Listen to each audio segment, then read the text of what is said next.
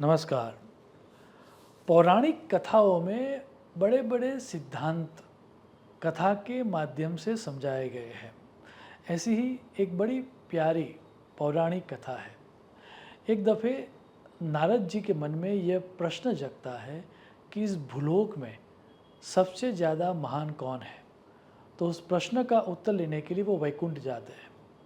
तो वहाँ पर जाकर विष्णु भगवान से ये प्रश्न पूछते हैं और जवाब में विष्णु भगवान बड़ा प्यारा और गहन सिद्धांत बातों बातों में समझा देते हैं।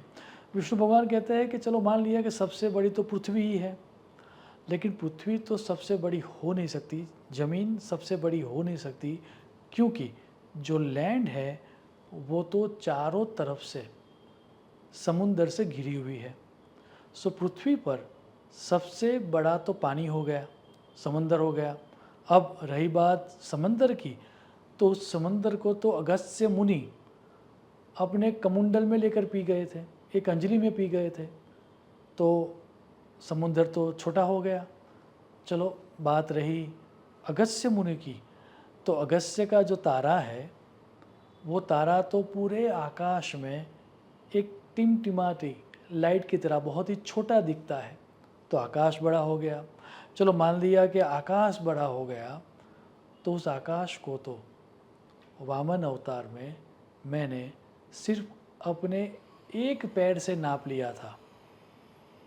तो अब बताओ कि सबसे बड़ा कौन। तो नारद जी ने कहा कि सबसे बड़ा आप ही हुए प्रभु। तब विष्णु भगवान ने कहा कि नहीं, यदि मैं सबसे बड़ा हूँ तो इतना बड़ा तत्व तेरे हृदय में एक अंगुष्ठ मात्र, दैट मीन्स एक अंगूठे जितने साइज में तेरे हृदय में बैठा हुआ है, तो फिर सबसे बड़ा कौन हुआ। सबसे बड़ा तो तू ही हुआ। और इसी बात को समझाते हुए स्वयं श्री कृष्ण भगवान ने भगवद गीता में यह सूत्र दिया है, ईश्वरः सर्वभूतानां हृद्देश अर्जुन तिष्ठति। अर्थात ये कथा का तात्पर्य ये था कि जब तक हमें आत्मा और परमात्मा की एकता के बारे में समझ में ना आए, तब तक हम इस उलझन में बने रहेंगे कि कौन बड़ा है। हम सब के अंदर वही परम तत्व विद्यमान है जिसके द्वारा इस सृष्टि का संचालन हो रहा है। इस सृष्टि को बनाने वाला, इस सृष्टि को चलाने वाला और आगे जाके इस सृष्टि का विध्वंस करने वाला तत्व हम सब के हृदय में, आई एम रिपीटिंग, हम सब के हृदय में समान तरीके से विद्यमान है। तो ये प्रश्न है कि सबसे बड़ा कौन, तो हम सब सबसे बड़े हैं, क्योंकि वो तत्व जो सबको धारण किए हुए है वो हम सब के हृदय में है।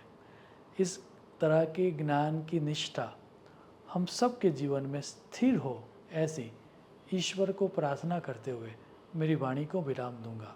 शुभम भवतु। प्रणाम।